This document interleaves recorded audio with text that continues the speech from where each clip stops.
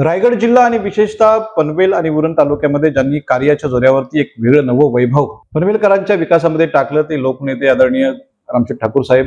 अर्थातच त्यांच्या कार्याचा गाडा, त्यांच्या कार्याचा रथ पुढे नेत पनवेलच्या विकासाला एक नवी दिशा ज्यांनी दिली ते पनवेलचे आमदार प्रशांतदा ठाकूर.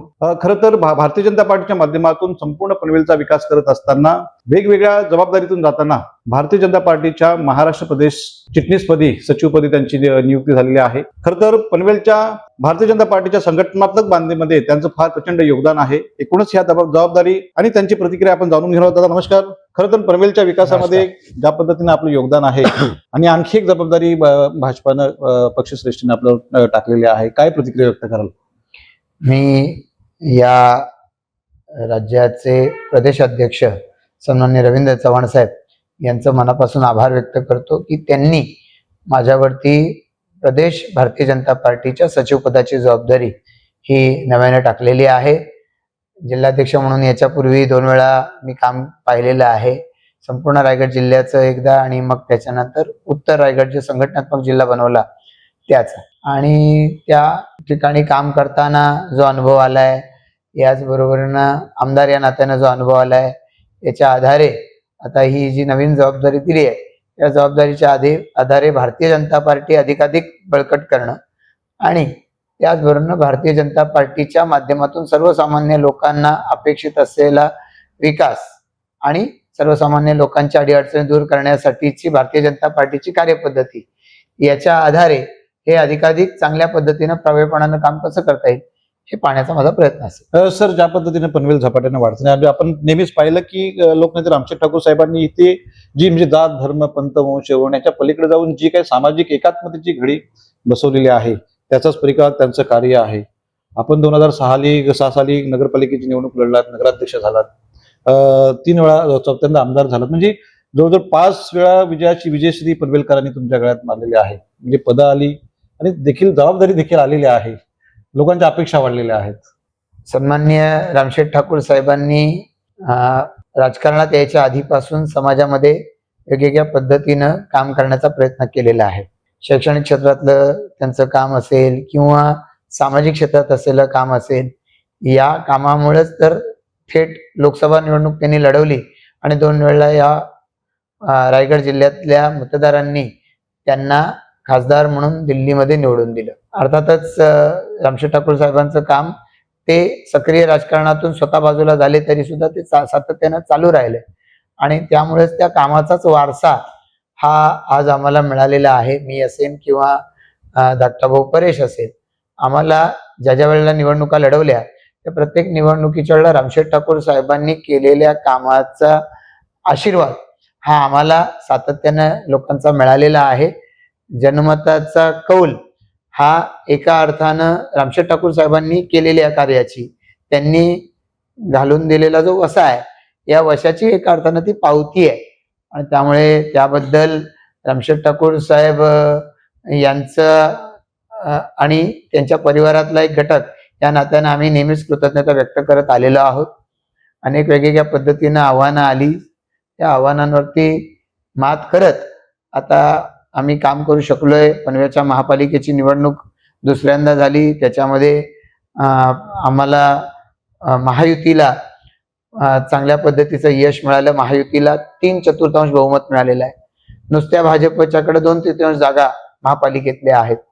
त्यामुळे मला वाटतं की एक मोठा आशीर्वाद शहरी भागातल्या लोकांनी दिला आणि या व्यतिरिक्त ज्या जिल्हा परिषद आणि पंचायत समितीच्या निवडणुका झाल्या ह्याच्यामध्ये देखील पनवेल तालुक्यामधल्या 8च्या 8 जिल्हा परिषदच्या जागा आणि 16 पैकी 15 पंचायत समितीच्या जागा या भारतीय जनता पार्टीच्या निवडून आलेल्या आहेत. तर एका अर्थानं रामशेठ ठाकूर साहेबांच्या नेतृत्वाखाली आमदार महेश बालदीजी असेल, मी असेल किंवा आमच्या सगळ्या सहकाऱ्यांनी जे काम उभं केलंय त्या कामाला दिलेली ही पोचपावती आहे. निश्चितच अधिकाधिक परिश्रम घेऊन लोकांच्या अपेक्षेला खरं उतरण्याच्या दृष्टिकोनातून मेहनत घेणं हेच मला वाटतं की याचा परतावा असू शकतो. सर, नक्कीच पनवेल महानगरपालिका यावी ज्या पद्धतीने आपण प्रयत्न केलेत, राज्याचे मुख्यमंत्री देवेंद्र फडणवीस साहेबांनी त्याला सहमती दर्शवली, महानगरपालिका आणलीत आपण, म्हणजे आपल्या अथक प्रयत्नातून ते सगळं घडलेलं आहे.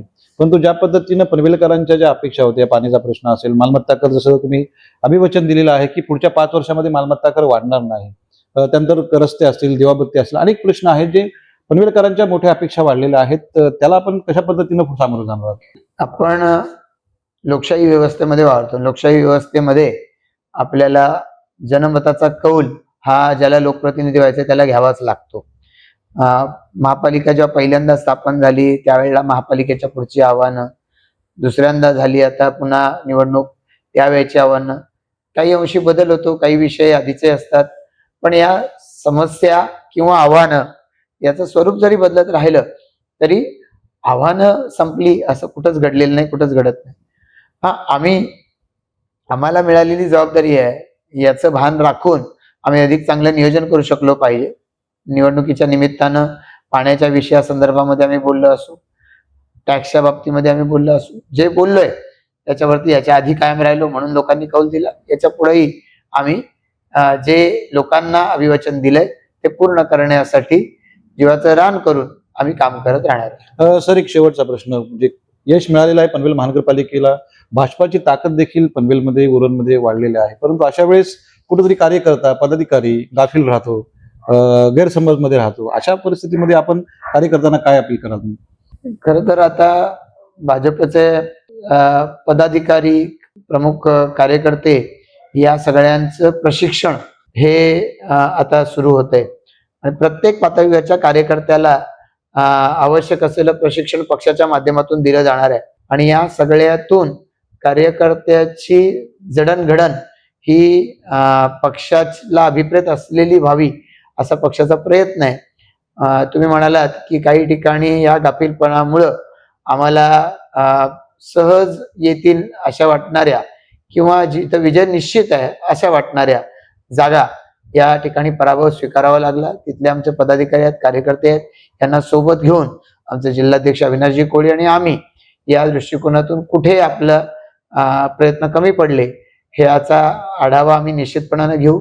कुठं काही चुकलंय याचा आढावा निश्चितपणाने घेऊ आणि पुढच्या काळामध्ये हा परफॉर्मन्स अधिकाधिक सुधारण्याचा आम्ही निश्चितपणाने प्रयत्न करू. धन्यवाद. हे होते प्रशांतदा ठाकूर, पनवेलचे आमदार.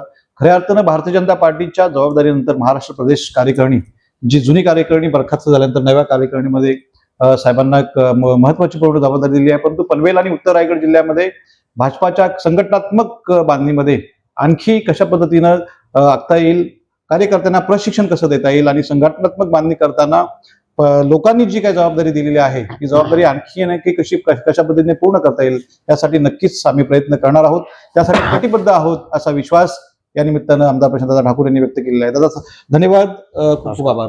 थँक्यू.